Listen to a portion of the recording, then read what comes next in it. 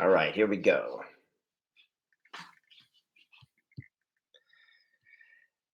Good morning, Facebook. Good morning, YouTube. Good to see all of you guys. It's Kevin at 7, helping you find your superpowers in your business and your purpose in your life. It is Momentum Monday, and what that simply means is today's the first day of the week. It's Monday, and everything that you do today creates the momentum for the week, or the lack of momentum if you start the week flaky. So don't start the week flaky. Start the week powerful, moving forward, fast forward. It's going to be an awesome day.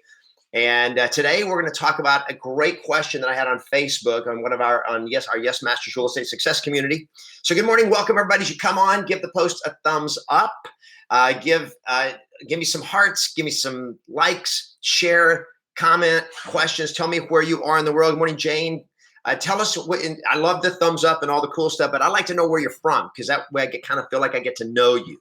So, because I mean, Tom, if that's either prospect. Is this prospecting or is this hang loose? See, if you're in Hawaii, this means hang loose. If you're, this means like, are you on the phone? Are you prospecting? You should be prospecting. Good morning, everybody. Welcome to those of you that are watching us. Say Keith Beardsley from Ottawa, Canada. Good to see you this morning. Those of you that are watching us on YouTube and those that are watching us on Facebook. So today we're going to talk about how do you tell people what you do? We're going to talk a little bit about elevator pitch, but I want to talk first about Elvis. And Elvis is my cat. Elvis, where'd you go? Where's Elvis? Come here, kitty, kitty, kitty, kitty, kitty. Yeah, kitty, kitty, kitty. I don't know where Elvis went. Elvis doesn't ever do what I say, but we've learned something powerfully. Good morning, everybody. Good morning, Jane from California. Good morning, Stephen Losi from Scottsdale. Ravi. Good morning, guys.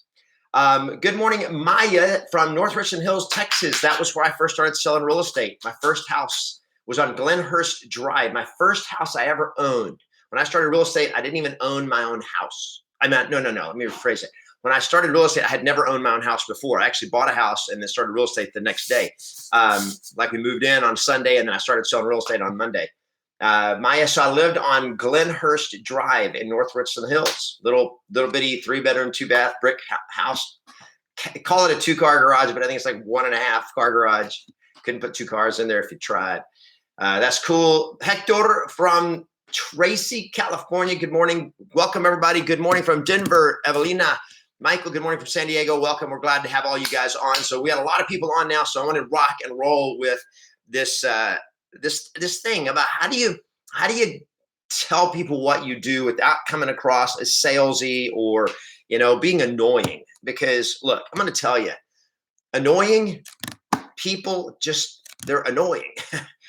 And so, hey, Elvis, come here, kitty, come here. I'm trying to get Elvis, my cat, to come over. He won't come over. And here's the reason it's important, because Elvis doesn't obey my commands. But good morning, Mike from Michigan. But my wife, hey, Letty from Brunswick, New Jersey, good to see you. My wife has figured out how to get Elvis to do high fives. I'm not kidding you. Like, cats are untrainable. We talk about the joke in real estate in management. The joke is getting realtors to do something is like herding cats. Cats, they just don't do what you say. But Julie, my wife, has gotten Elvis to actually do high fives. It's like unbelievable. Right? Because dogs, they're smart. You can train a dog. My beagle homie is right here under my feet. You can train a dog, but you can't train a cat. Well, you can train a cat if you know how to do it. And here's how Julie trained Elvis to do high fives. She offered him a treat. And cats are pretty finicky, so you got to find something they actually like. And that's not easy. So we bought like 50 different types of cat food and treats and everything. And we found out the only thing that Elvis likes, he's got like one food that Elvis likes. He's got 2 foods that Elvis likes. And he's got one treat, and he likes yogurt, which makes him throw up. I don't know. And he likes rose petals too, which also makes him throw up and have diarrhea. So that's a different story. But Julie got him to take the treat and say, here, Elvis, give me a high five. And he would literally reach for the treat. So she would go up and do the high five with him when he reached for the treat. And we got high fives going on with Elvis the cat. Now, why is that story important? Because the only way you're going to ever train a cat is they're going to do stuff for their reasons, not for your reasons. You don't walk up to Elvis and beg him to give you a high five. No, you offer Elvis a treat and say, hey, want a treat? And he goes like, yeah, I want a treat. And he raises his paw for the treat, like, give it to me, give it to me. And he reaches it, boom, you give him a high five. As soon as you give him a high five, you give him the treat. You get it. Just like you train a cat, same way you train a dog, is the same way you win with people. And that is that people do things for their reasons, not your reasons. Elvis does things for his reasons, not my reasons. Homie, our beagle, he does things for his reasons, not our reasons. Now with Homie, it's easy because he's a beagle. Beagles want food. He'll do anything for food, including forage in the trash can that's dog proof. But anyway, again, different story. But you get the point that if this makes sense, people do things for their reasons, not yours. If that makes sense, give me some thumbs up. I want to make sure I'm with you guys. This may be too much, too early for you guys on a Monday morning, especially on the West Coast since it's 7 o'clock. The point is, how do you get people to do what you want them to do? The way you do it is they do things for their reasons, not for yours. So I had a question on Facebook yesterday. Well, that question just disappeared. Where's the question? Hang on a second. The question was, it's on my Yes Masters Real Estate Success community. So if you have not joined that, you should go join that group because that's where we do Q&A. Her question is, what's the best, this is from Benita Lewis. She said, what is the best way to tell people you're a real estate agent when they don't ask? Like, how do I tell them? I want to tell them I'm a real estate agent. I want to tell them what I do. I want to, I want business. So how do I get them to do what I want them to do? And it's, what's the best way to tell people you're a real estate agent when they don't actually ask you what you do? I've watched the elevator pitch video and it was great, but it's based on if someone asks you what you do. I'd be like, I'd like to be able to verbally let everyone know what I do, whether they ask or not, in a way that doesn't seem forced. Okay, so I want to be able to let everybody know, whether they ask or not, what I do in a way that seems natural and not forced. Any thoughts on how to strike up a conversation to be able to offer that information? And the answer is yes. So one, on YouTube, I have a video. Just go to look up Kevin Ward elevator pitch. And here comes Elvis. So this is Elvis right here. This is Mr. High Five. Come here, big boy. Oh, no, he does not. Right now, he does not want to be. Look at this. Look at this. Can you believe it? You better not make me bleed on national television or whatever this is called. I think he did. Nope, he didn't. That was Elvis, by the way. Elvis does things for his reasons, not for yours, right? Like, Elvis, come get on camera. No. I don't know how they say no. But anyway, cats just ignore you. They don't ever say no. So how do you get people to ask you what you do? So the answer is the elevator pitch on Facebook, on YouTube. Let me get my head together here. On YouTube, I've got claw marks on my arms. On YouTube, the elevator pitch. How to do an elevator pitch. Kevin Ward elevator pitch. Just look it up. It's it teaches you how to do an elevator pitch, how to create your own elevator pitch. So basically in 20 seconds or 7 seconds or 60 seconds, you can tell somebody who asks what you do. Now the question is, how do you get them to ask what you do so you can tell them without being annoying? And here's how you do it. You make it about them. So what do? They're going to ask that if they're interested in you. How do you get them interested in you? And the way is you have to be interested in them first. It's just the way it goes. You make it about them, not about you. So look, I get it. Everybody wants more business, right? We all want more business. I want more business. You want more business. We all want more business. How do I get business as a real estate coach? Well, I don't do it by going out and posting a video every day saying, sign up for my stuff, sign up for my stuff, sign up for my stuff, sign up for my stuff, sign up for my stuff, sign up for my stuff. I don't do that by telling people, come on. I do that by giving value to people. I make it about them. So what do? Make it about them. When you see somebody, when you meet somebody, you strike up a conversation. You're not going like, so do you own a house? You think you might be wanting to sell your house in Texas? You don't do that because now it's about you, right? Even though you're trying to make it about them, it's about you. What do? You make it about them. What do? Great. How long have you guys lived in the area? You can have those kind of conversations. That's friendship questions. So make it about them. So number one, ask them questions about them. Number two, be actually interested in the questions, or rather be interested in the answers. Okay. Does that make sense? Does that make sense? Give me some thumbs up, some hearts. You got to have heart for people here, my friends. You have to have heart. So when you go in and you're asking them, so what do you do? If all you're doing is you're trying to get them to ask you what you do, then you're totally self-serving. It's still about you. It cannot be about you. It has to be about them. When you, as Zig Ziglar said, you can get everything you want in life when you help enough other people get what they want in life.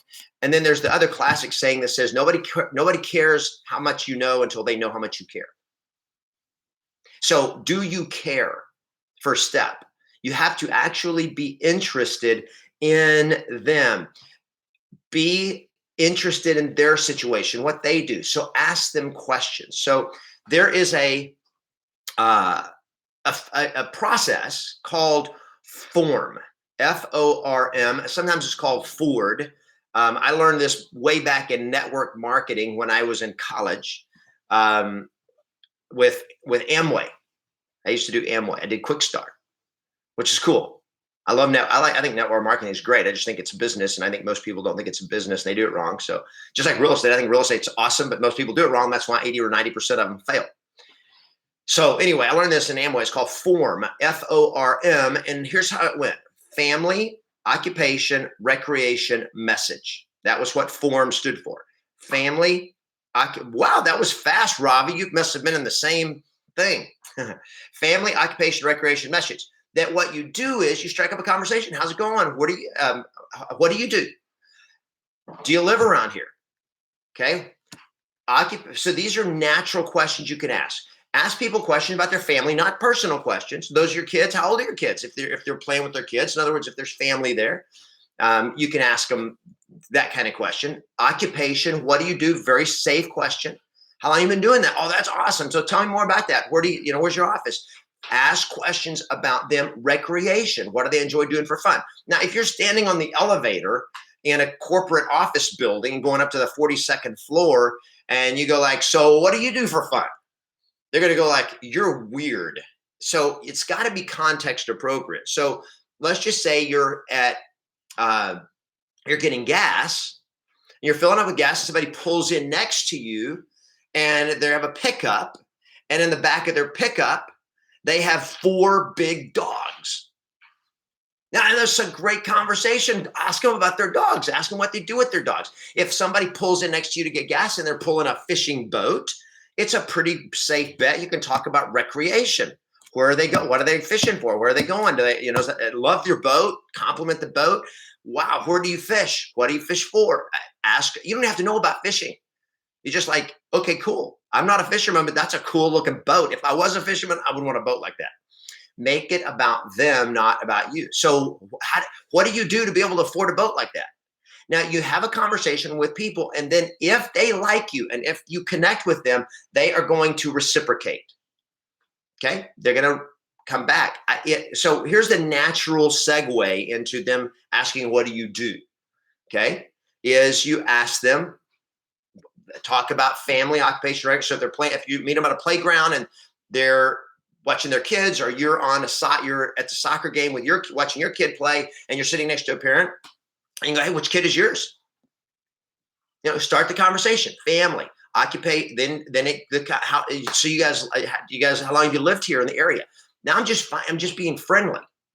Don't make it personal first. When you don't know somebody, you got to demonstrate that you care about them, you like them. Okay, make it about them, not about you. And then when the opportunity comes and they go like, so what do you do? Then you better know what you do.